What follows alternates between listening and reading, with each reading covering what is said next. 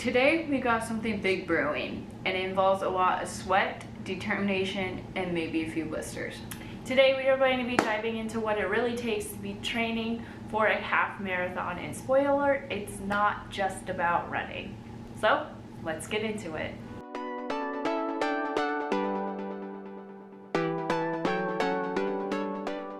So the first thing you want to think about when you're going to train for a marathon is, what is your reasoning behind running a marathon? Yeah. Why are you deciding to do this? Yeah. So our decision to run this half marathon was because simply a good friend of ours wanted to do a half marathon, and as good friends, no friend runs alone. Yeah.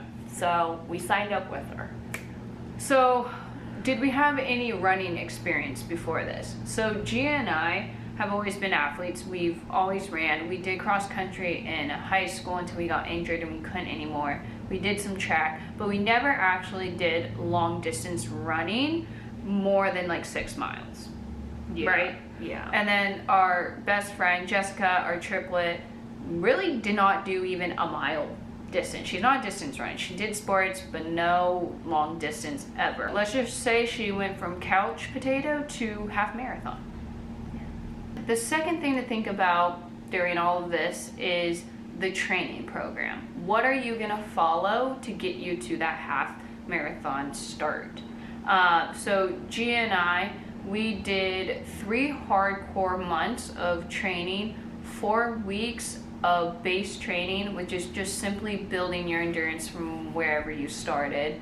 Peak training, 8 weeks peak training, which is where I would say the hardcore training for this race is put. Yeah. And then 2 weeks of taper, which is bringing down those mileages, so when you hit race day, you are refreshed and you're perfect for race day. Hopefully, fingers crossed, if you didn't get hurt in the training sessions. Yeah. So breaking down the specific week of trainings, so we ran 3 days a week on Monday and Wednesday. These were more so shorter runs, so they could last from like 3 miles to 8 miles, I would say. 8 was the most in the week that we ran. Yeah. And then on Saturdays, you would add a mile every single week. So Saturday was considered your long run. So these would be like, you start at like 3 miles, and the next week it would be 4 miles, and so on. You would add a mile. And this really kept us on a schedule of running about every other day with 2 breaks from Wednesday to Saturday. And yes, like you said, we ran Monday, Wednesday, Saturday. And the days that we wouldn't run, we cross-trained. So we went to the gym, we lifted weights, we made sure we could keep our muscle up, because we also know that cross-training comes into play when you want to run long distance. Yeah, so on days where it was cross-training, we either did strength and conditioning. In the gym, we did flexibility and mobility. I did yoga some days, and then you need to make sure you have at least 2 rest days in the week. More specifically, right after Saturday would be a really good rest day, because that is the longest you ran that week. So Sunday was always a rest day, and then you could choose to rest on Tuesday, Thursday, or Friday.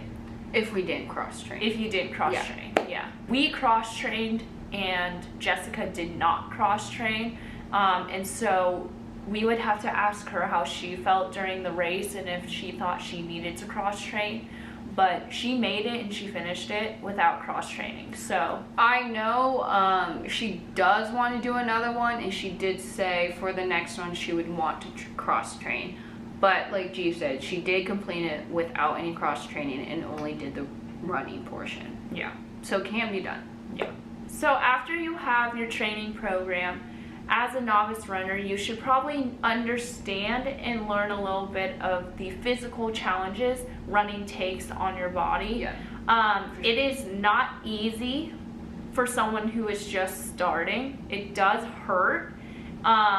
and the constant pounding on whatever surface you are running, if you have not been running for a while or you are just starting out, is going to take a toll on every part of your body. You're going to be sore, it's going to hurt, and that's just the part that you have to embrace while you're training, because you will shortly get used to it. Yeah, and later on we will be talking about the supplements and how to take care of your body when you do feel hurt or when you do feel some stress on your body. We will definitely go more into it in a little bit. Yeah.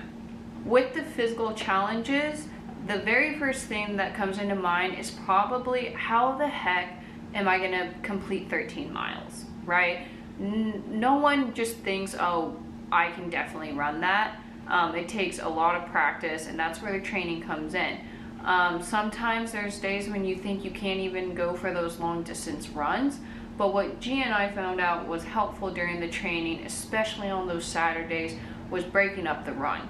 Every 4 miles we would stop, we would take our supplements, and we would hydrate, and then we would keep going.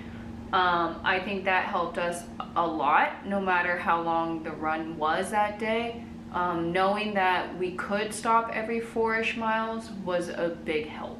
Yeah, and on race day, there will be stations to stop at if you wish. So implementing that into your training allows you to kind of give a feel on how it would feel if you stopped for water or nutrition. Yeah.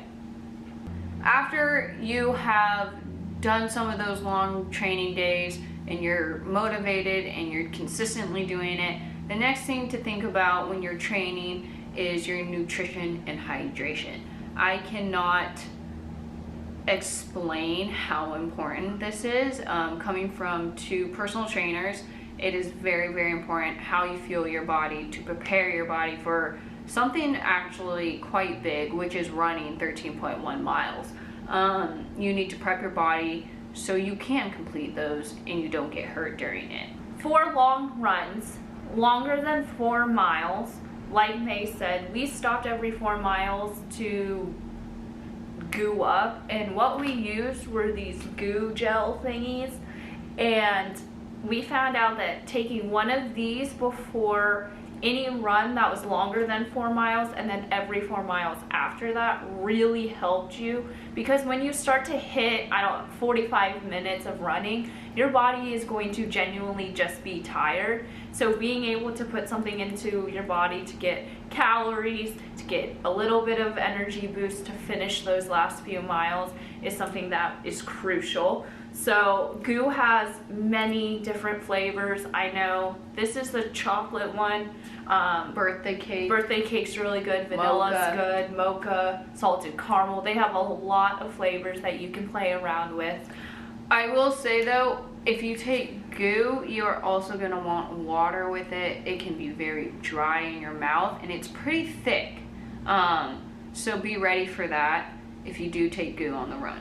Yeah. Next thing that we also took that is not goo, but you can also eat these at every 4 miles or whenever you stop, or you can just pop them in your mouth, are these energy chews from Stinger, Honey Stinger. And these we found also did the trick when we were losing energy or we were just tired, or if you're bored on a run and you kind of just want to do something, you can pop these in your mouth. But understand that chewing is going to take more energy when you're running. So I usually took these chews when we stopped with water. But they did the same thing as the goos did. The next thing that we took for cramps and in general just overall muscle building is magnesium. You can get magnesium in any form. I know there's a powder, but these are the pills. So we just kind of popped them in every day. And this really helped with the muscle cramps. Didn't really get Charlie horses, no. But also potassium. Make sure to get potassium as well. And the last thing that we did before we ran for hydration was we used BCAAs, and these are just a type of electrolytes, and we just popped one of these in like what, a 15 ounce 16 ounce water. I will say though, these taste really good. Oh yeah, these are Spark in the fruit punch, and you get about 14 sticks. Yeah. And you just drink one of these before, and then you can always have them after. Yeah. I know when we came back home from long runs or any type of run, we had Gatorade, or more electrolytes. One important thing I want to say here though is if you're planning on taking supplements for a half marathon or even a marathon, train what you want to eat in the race during your training sessions, because you don't want to switch it up last second and get sick during your race. So during the training sessions, we figured out what goo we like, what gummies we like, what we can handle when we're running, and we didn't switch it up for race day. Yeah. So always make sure you train with the supplements that you're gonna want for the race. Yep. The next crucial thing someone should know about training is the mental toughness it takes. Training is hard, so you need the motivation, the consistency of staying on track with your schedule, and being able to push yourself when you don't want to. Yeah, that was the toughest part. Along with being mentally motivated to finish while you're training for this half marathon is when it comes race day, how are you going to mentally prepare yourself to take on 13.1 miles straight? Yeah. And this is something that everybody has to go through. You will be doing it differently. How we did it was we made our playlists according to when we thought we would get tired in our runs, and we inserted songs that were more upbeat when we knew we were going to start getting tired. With being tired, I also knew the mileages when I would be getting tired, so I prepped out when I would take certain goos or certain chews, and at what time I wanted to do it. I did it usually about every 45 minutes. Now we get into more of the fun part of the training, which is the gear that you use. So the very first and most important thing is what shoe you're gonna run with. You need to make sure they're very sturdy and great for whatever platform that you're gonna run on. Surface that you're gonna run on. I have Ons, which they did pretty well, but I think for the next race, I think I'm gonna have more sturdy shoes, just because this is really bouncy shoes on the cement, and I want some more like concrete ones. I wanted to try Hoka's because everybody knows like Hoka is made for running. Obviously, it's a running company.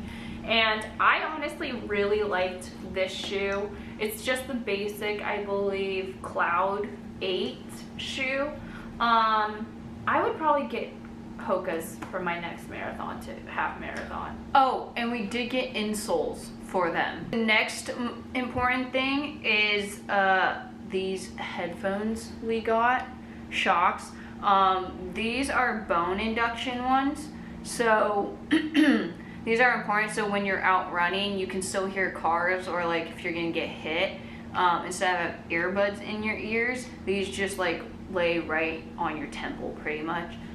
Would you recommend these? Yeah, so during the first few weeks of training, I know I had AirPods, and the hardest thing was to hear if people were passing or if like people were just talking and I couldn't hear them, so I constantly had to take it out. And these I highly recommend, just because like May said, like it doesn't cause like hearing loss or hearing problems when you're trying to talk, or more so just hearing things around you. They're also nice because we live in Washington. It was downpour raining, and I actually thought my AirPods were gonna break because of all the rain. But these are waterproof. The next thing G and I used that was very helpful was a spy belt. This thing, bought it off Amazon, very cheap, but it holds your phone, your wallet, the car keys, pretty much anything you want, the goo or supplements.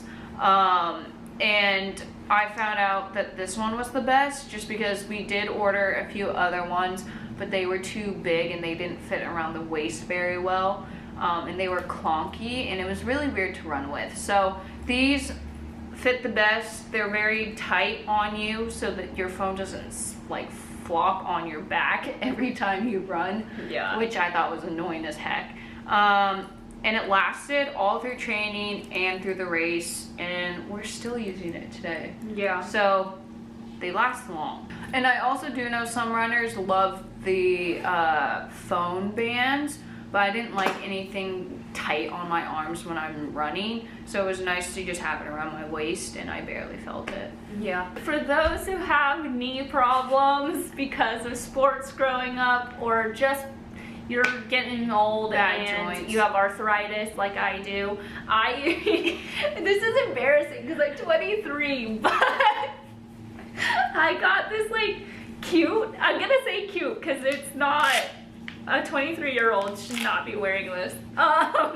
Is a cute little knee band, and it just goes right underneath your kneecap just to keep things In place. And when you're running, it won't hurt as much. But I got this off Amazon, and I'm pretty sure you got them in like 2. I forgot one very important piece of gear. What? It's specific socks to wear for your running shoes. We're wearing them. Because I just realized, because we're both wearing a pair right now, but they're called feature socks. They're very, very thin socks, so they just like slide in your shoe and you barely feel that you have a sock on. But these are a lot more helpful because they're compression. So they're tight on your foot and they don't like crinkle up when you're running, and They you get look like blisters. this. And you can get different styles of them, like thickness, I guess, but they're all relatively compression socks, so they are very tight on your foot to prevent blisters. And the last thing for stretching, and also just in general for cool downs when you're done with your runs, you would like, mostly, you should, get one of these little self-roller things. For your muscles. For your muscles, just because after your run, or whenever you're just tight, I would say, you want to like be able to like roll it out. I know we use this quite a bit. And I will say, if you don't do this after a long run, like I didn't do it sometimes for Saturday runs, the next day I absolutely regretted it because I was so sore. Yeah. So this just helps kind of push the lactic acid around in your muscles so it doesn't like build up like May says. Yeah.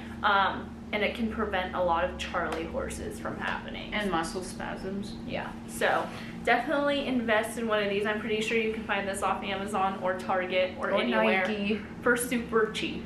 Yeah. And it's just really handy to have around the house too. That's all we have for this video today. We hope you enjoyed it. If you have any other tips, comments, questions about the training sessions or the race in general or running in general, please leave them down in the comments below. Make sure to like, comment, and subscribe. And like always, Be kind to others and happy yourselves. And we'll see you in the next video. Bye.